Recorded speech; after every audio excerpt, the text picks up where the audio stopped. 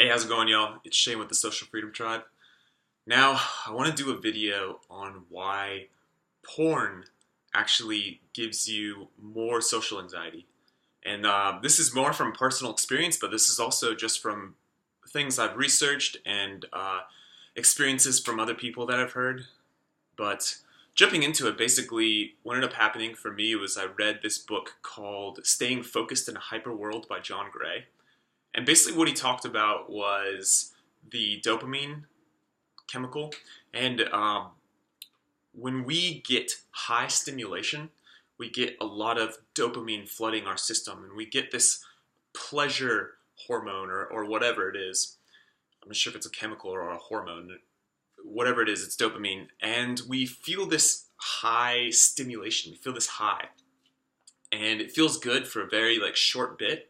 But what ends up happening is our dopamine receptors get used to that much dopamine because the stimulation, we've built these tools to really hit us with stimulation, and because all of these stimulants are basically competing with each other, like which channel can stimulate the most, they learn how to stimulate you more and more, and they're giving you information to make it seem like you're learning something, but it's also just hitting you with stimulation, and the channels are trying to outdo each other to get more views. So what ends up happening is more and more we're getting hit with this high stimulation, and we're getting flooded with dopamine. So we're getting this pleasure chemical or whatever it is, and then our dopamine receptors get used to that much dopamine. So then we go through our lives, and basically we're feeling really depressed, and we're needing more. It's like when we get really addicted to caffeine, and then we're so addicted that when we feel tired, we need more caffeine, and we can't just function normally without the caffeine. And it's like that. It's like we kill off these dopamine receptors, so we really need way more dopamine just to feel normal. So at first it's we feel normal, then we get some kind of stimulation, and then that feels like a high, and then we get used to that much. So then now we just feel normal when we're getting that much stimulation, and we feel like crap when we're not, instead of just kind of feeling normal throughout the day. And so what ends up happening is we really just can't really focus on our tasks unless it's really stimulating, like video games or something like that. And because it's not holding our attention, we it's too hard to focus. And in order to get into that flow state, we need some kind of focus and putting our attention onto the right kind of places to get into a flow state. For me, it's like when I do this video, I need to be able to focus on the camera lens so it looks like I'm doing eye contact. And then I also need to listen to my voice. Where is it coming from? How much am I projecting? How much energy am I hitting you with? And I'm out of the corner of my eye, I'm actually seeing what I look like, and I'm looking, am I giving you a good posture so that you feel like I'm coming across confidently or something like that? And I have my attention on the mic, and is that pointed at me? And I have attention on the light, and is the light hitting me at a good angle? So I'm coming with the content, and kind of part of my attention is, what's your experience? What would your experience be if you're watching this? And then the content as well. So my attention's completely divided between all of these things. And at first it might be a little awkward to adjust to, but actually I get used to it, and I get into this flow state, and I stop thinking about useless thoughts or things that just will slow me down. My attention gets used to this division, but it can only really happen if I'm focusing. And if I don't have that element, then it's just really, I'm in chaos. So that's what I end up seeing, is basically these people that watch porn, they get all the stimulation, and then when they go out through a normal day, they can't focus. And because they can't focus and get into a flow state and really start enjoying their lives, because if you read the book Flow by Mihaly Csikszentmihalyi, he basically talks about there's two forms of happiness: pleasure and enjoyment. And what ends up happening is basically they can't enjoy their lives because they can't focus to get into the task, to get into a flow state. because they're so used to high dopamine stimulation. And so I see these people that go through porn, and basically they lose their ability to enjoy their lives, so they can't just go through the task and kind of like find ways to enjoy it. And they also can't stand boredom, because then what ends up happening in boredom is, first of all, intense depression, and second of all, like they can't focus, and third of all, their muscles, their like mental muscles of learning how to enjoy their lives on just from things that they can do alone. Like if you were suddenly transported to a forest with no tools, could you actually put yourself into an ordered mental state? Or would you need something? Would you need like video games or something to like hold your attention, because you can't put out your attention? And that's the disability that ends up happening from porn, is that it's grabbing somebody's attention and they lose their ability to put out their attention, to control their attention.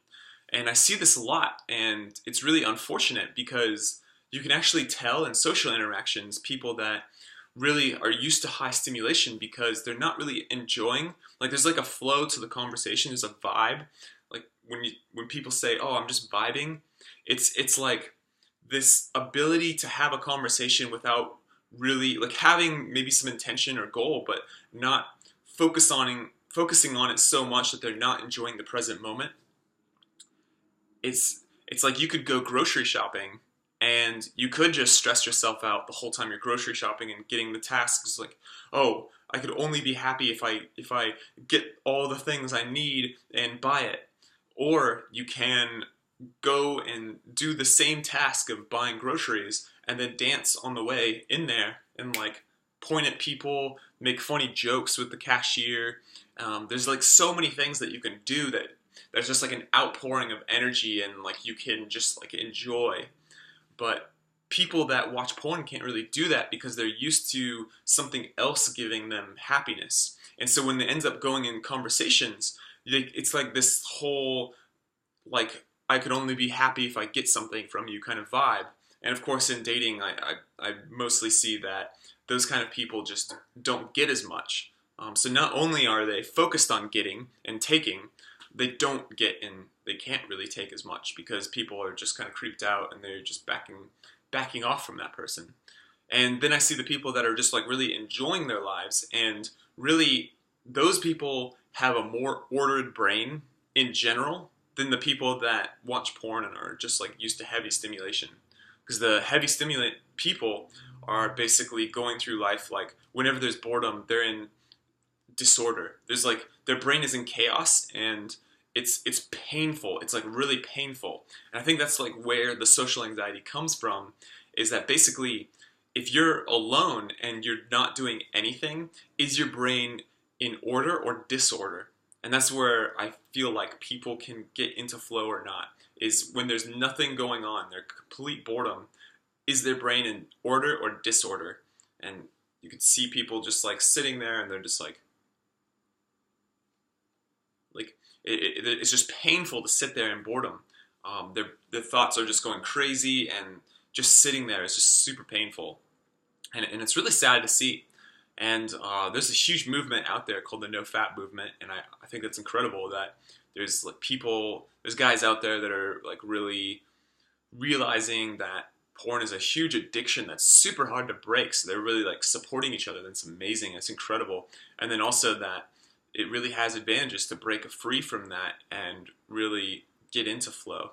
And also like when you quit porn, like sex changes, because sex is no longer this thing like, oh, I need to stimulate like pleasure versus enjoyment. It becomes this thing that's kind of like a combination of the two, of like, oh, I feel like a lot of pleasure because I'm not used to, my dopamine receptors are kind of just like normal because I like cut out stimulants. So I can go through normal day to day and like actually feel normal, instead of like I need stimulants to feel normal. And so like sex becomes like stimulating, but it also becomes like enjoyable. Like your attention goes into different tasks, and it becomes this playground, and you can just like melt into it, and it becomes enjoyable for both parties. It's pretty incredible. And porn just like breaks that, and it causes social anxiety because it causes that disorder. It causes that need for stimulation. It causes that just inability to handle boredom. And I see it a lot. I remember having conversations with this whole group of people, women included, and this guy comes up and he sits down and I try to like include him and vibe with him. But he kind of like, you could tell he's kind of in strategy mode because he's like saying something really awkward to try to like shut me down, and then he focuses on the girl next to him and he like says, "Hey, yeah, we always smile together," or something like that. And it was just like, I feel so bad for the guy because I mean I've been there. I've been in that state of like, I need to shut down this guy. I need this girl, and it's like you can't just like vibe with the group and like just trust, like surrender to the fact that things could happen from that. Like a goalless intention. Like you know what things you want, but you can like relax and like vibe with people, and the things that you want just kind of like end up happening. Like if you're just like dancing, and you want to go, like you have this feeling of you want to go right and not left. It's like you're dancing and you're not holding the intention of how do I go right. It's like you're dancing and you're like in the vibe and you just start slowly moving right.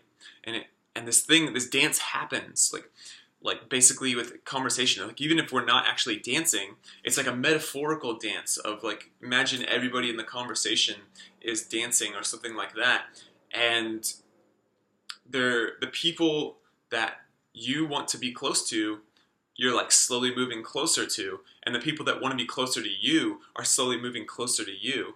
And it's only really happening because they feel the vibe. They feel that they're enjoying the conversation with you. Like there's a way that just being around you, they feel ordered. So like that, instead of that whole chaos thing, like people are like, whoa, if I get near this person, my brain's gonna be in chaos and it's gonna be in pain.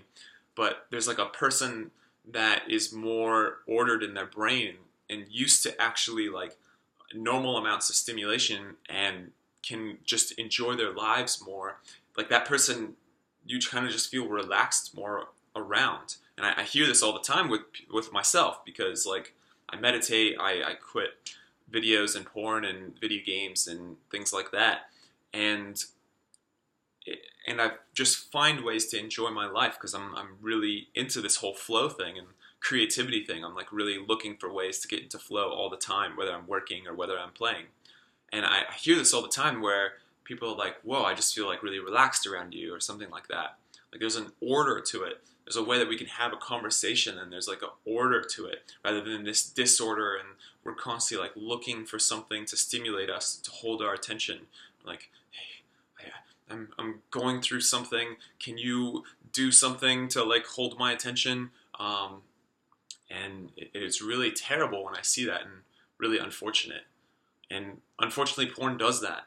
That's what it's meant for. It's just stimulating and holding your attention, and then it becomes this whole light at the end of the tunnel thing where you hate your life, you hate it, and you are just moving towards something in the future to give you happiness. And then when you get it, then the bar becomes higher because like the staying focused in a hyper world by John Gray says it's like your dopamine receptors get used to that level of stimulation, which can work in the opposite way, by the way. You can actually start transitioning to low stimulation, and it's really hard. I'll give you that. It's depressing. There's a lot of disorder to it. It's a lot of pain, and getting used to boredom is extremely hard. But like what ends up happening is like it's the other way. Your dopamine receptors start coming back and start getting used to that low stimulation. And then what ends up happening is that's a point where you can really start learning how to get enjoyment rather than pleasure. And then it's like the two modes almost hurt each other. Like it's when you're in pleasure mode, it's just so impossible to get into enjoyment mode. I mean, it might be doable, but it's just really difficult. And then when you're in enjoyment mode, it's like this whole, I don't need this. I don't need like the pleasure. I mean, it's good, but it's like it's nice when it happens, and it's not needed. It's like wanted but not needed, that makes sense. It's like being around people. It would be great if somebody gave me money, if somebody hired me for coaching or something like that. It would be great if there was a girl I liked and she liked me back. That would be amazing. It's something I want, and it's not something I need. Like my brain's not in disorder and pain if I'm not getting it. I'm not depressed if I'm not getting it. I'm still enjoying my life, and I'm going through life in enjoyment. And it starts to become a trippy experience. Like, oh, I'm like like constantly in the moment, constantly finding ways to keep myself in flow and in my creative form.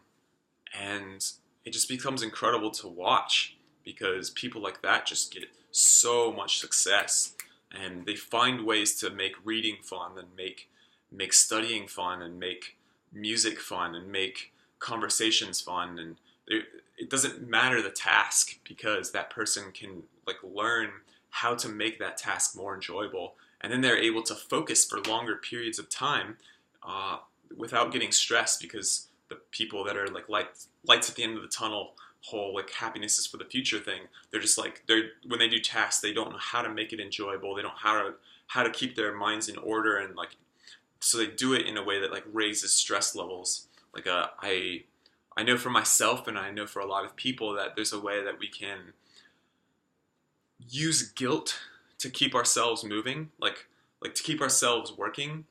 And so we make it so that like, oh, if I'm not working, I'm gonna make myself in feel guilt. Like I'm gonna realize I'm not working, and then I'm gonna make myself feel guilt.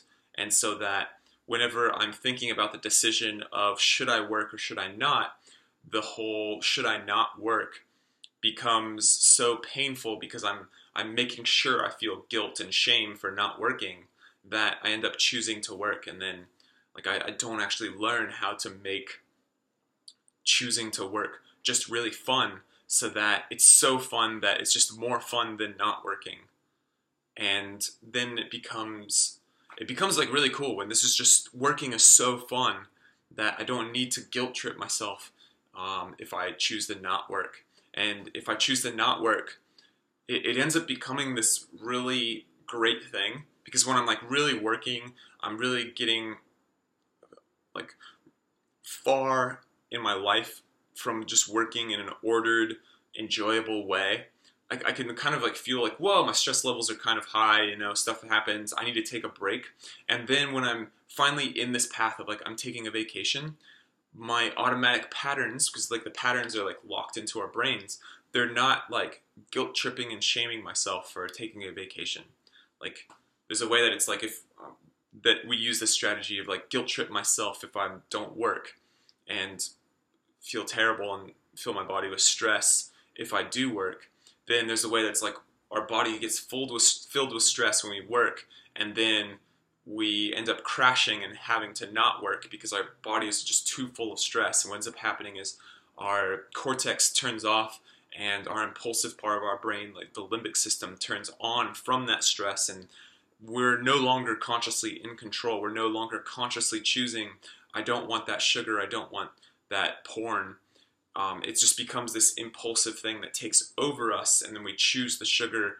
Like we're not actually in control. Like it's like mostly like like the I is actually more our consciousness. But when our consciousness turns off, we turn off. Like we're not there, and then this impulsive part of us turns on, like this Labrador brain turns on and says, I need something now. And it's like something else is taking over us. And then we're like suddenly, when we finally come back online, we're like, oh, I'm in front of porn. I ate all this cake and now I'm fat. And then it's the whole, like we were working and filling ourselves with stress, and by like guilt tripping ourselves. And when we got into that impulsive way, then, and like we just impulsively stopped this and went into not working, now suddenly we're shaming ourselves and we're guilt tripping ourselves, and our confidence in ourselves goes lower from the shame and guilt, and our self-esteem is worse. And then how could we ever actually like really succeed in our dreams when we feel like shit about ourselves? We feel low self-esteem, we feel low confidence. And it really the cause of all of this is I see it as porn. I see this as this thing that just holds our attention. We get used to it, and I think it's really terrible.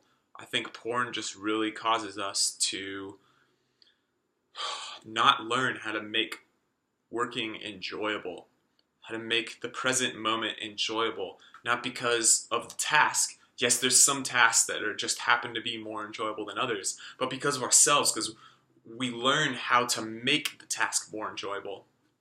And so then we don't need to guilt trip ourselves, and we're working we're working far longer than the people that are guilt tripping themselves, because we're not filling our bodies with stress. Like it's the stress happens because we're not learning how. We're like, gotta focus, gotta focus, gotta focus.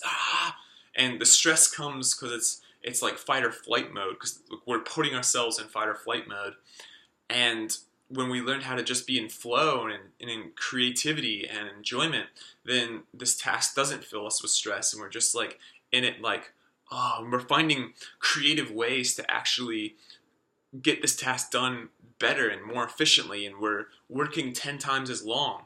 But then, things happen and we're just working the whole time, and maybe it is like, oh man, it's been like 5 months of me just working nonstop, which the person that's like guilt tripping themselves could only like last like maybe a week or two before they like get impulsive and shut themselves off. But we can like work like for 5 months straight and like no problem and just like keep enjoying it. But and then like 5 months is like, oh man, I'm noticing some stress or something like that, and like take a vacation. And then when we finally take a vacation, we don't have that pattern of like guilt tripping and shaming ourselves when we take the vacation. We just feel good on the vacation. We deserved it. We earned it. And we're not guilt tripping ourselves, because that guilt tripping is a pattern that would happen in our mind to keep us working. But we don't have that when we're enjoying the task. We don't need to guilt trip ourselves. And so we just like feel good. The vacation is amazing. We're like seeing new sights. We're getting creative new ideas, because we need that rest period for these creative ideas to like blossom. So now we're like feeling creative when we're working, and then we feel creative when we're vacationing, because it's like this whole emergent creativity that just happens when we're in a period of rest. It's like we gain all this information, all this flow and stuff through work, and then in this rest, all these emergent ideas come, and then we're excited to go back into work on those incredible ideas. And so I would say, if you're watching porn, if you're watching other stimulation stuff or like really high sugar stuff, I really want to challenge you to like stop and like be in that chaotic mental state of disorder and depression, and just like, I would say that's step one. Step two is just like really start to learn how to enjoy your life. Enjoy every single task. Enjoy the boredom. Like be in the boredom.